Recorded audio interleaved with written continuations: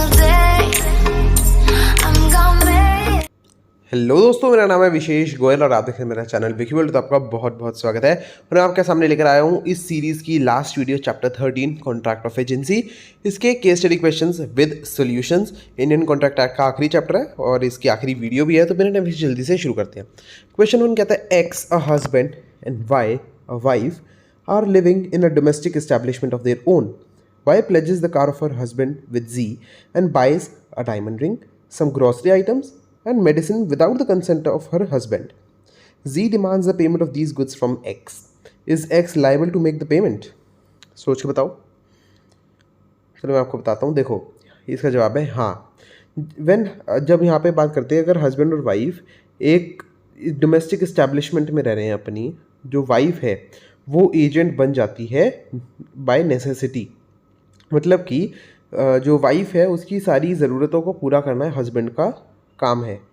तो इस केस में उसको पूरा अधिकार था कि वो खर्चा करे अपनी नेसेसिटीज़ के लिए। और इस क्वेश्चन की अगर मैं बात करूँ पर्टिकुलरली, तो इसमें ग्रॉसरी आइटम्स और मेडिसिन का जो खर्चा किया वो उसको मिल जाएगा, पर डायमंड रिंग एक नेसेसरी चीज़ नहीं है, तो इसलिए उसका पैसा उसको नहीं मिलेगा। सेकेंड क्वेश्चन है, X entered into a contract with Y on behalf of a company yet to be formed. The company, after its formation, ratified the contract. Subsequently, the company went into liquidation. Can Y sue the company? Will Y succeed? सोच के बताओ। Company बनी नहीं थी तभी Y जो X जो है उसके साथ कॉन्ट्रैक्ट में एंटर हुआ था, और उसके बाद रेटिफाई कर दिया था, मतलब उसको कर दिया था कि ठीक है भाई, अब जब हमारी कंपनी बन गई हम इसको ऑफिशियल कहते हैं कि ठीक है भैया हमने कॉन्ट्रैक्ट किया है। तो इसका जवाब है नहीं।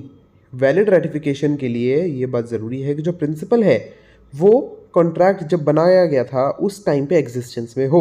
बेसिकली जो प्रिंसिपल है, प्रिंसिपल क्या है यार, वो कंपनी है।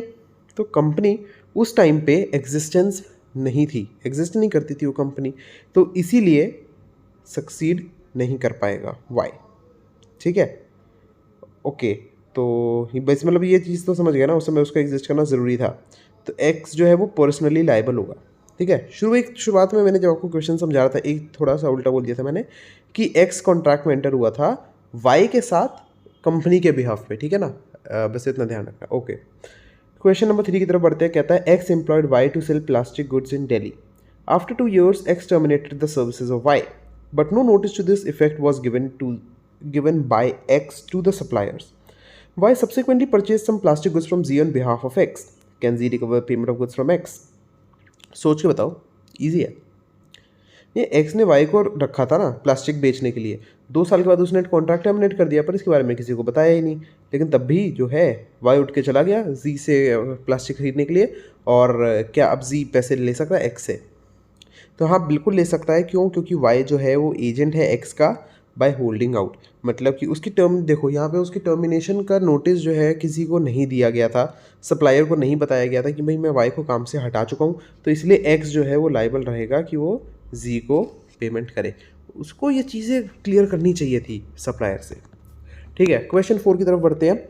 X delivered a car to Y, a mercantile agent, for sale, directing him not to sell it below 40,000 rupees. Y sold the car to G for 30,000 rupees. Can X recover the car from Z? Explain with reason.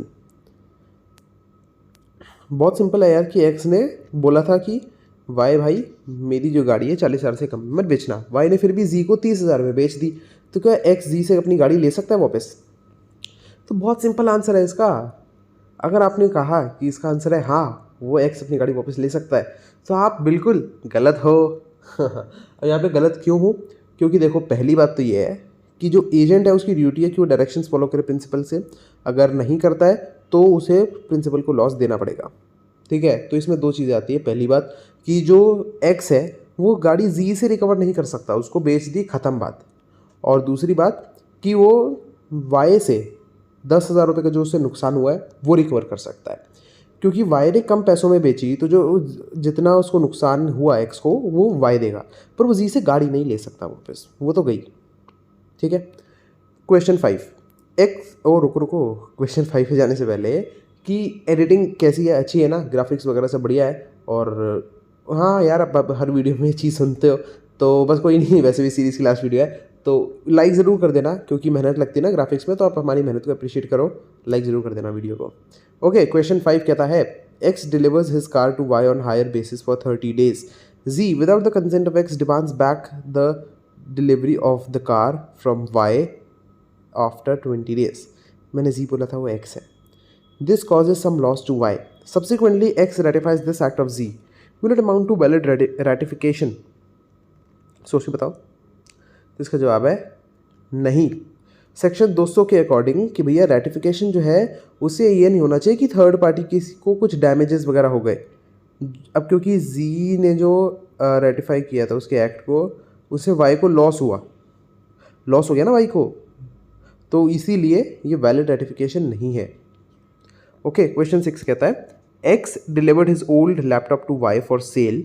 He also instructed Y not to sell below ₹10,000.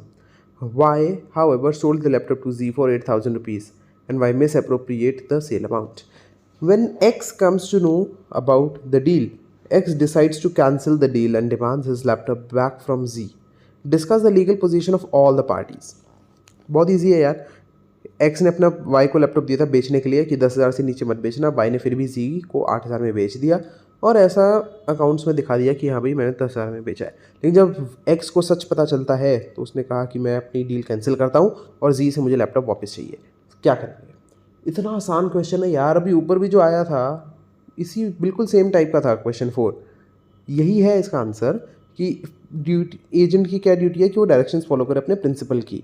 अब यहाँ पे क्या हो रहा है, इस problem में X जो है डील कैंसिल तो नहीं कर सकता, Z से अपना लैपटॉप वापस तो नहीं मांग सकता, लेकिन Y जो है उसे लॉस जो हुआ है वो कंपनसेट करेगा। 10,000 में बेचना था, 8,000 में बेचा, 2,000 का लॉस Y X को दे देगा, पर उससे लैपटॉप वापस नहीं ले सकता।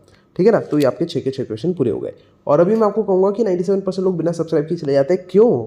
वीडियो देखते हो तो सब्सक्राइब भी किया करो ना, ताकि आपको सारी वीडियोज़ टाइम पे मिलती जाए, आपको सब्सक्रिप्शन पेज भी दिखती जाए, और बेल आइकन को भी दबा देना ताकि नोटिफिकेशन आती रहे। ठीक है ना। तो सब्सक्राइब करके बेल आइकन को ज़रूर दबा देना, और ये जो वीडियो अपने दोस्तों के साथ और सबके साथ शेयर कर दो। क्यों? क्योंकि फ़ायदा सबका होना चाहिए।